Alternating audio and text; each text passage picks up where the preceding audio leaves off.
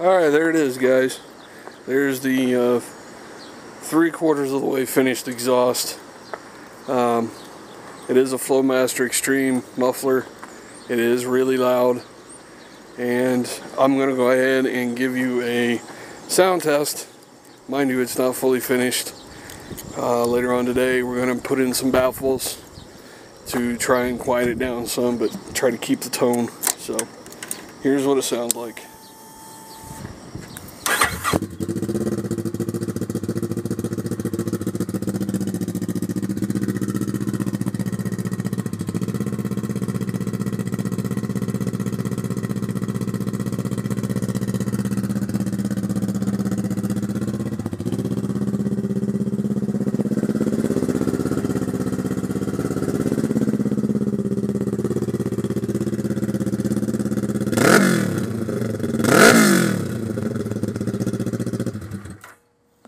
So as you can see, it is very, very, very loud, but it sounds good. If I can just get it to calm down the tone a little bit, it'll be perfect, I think.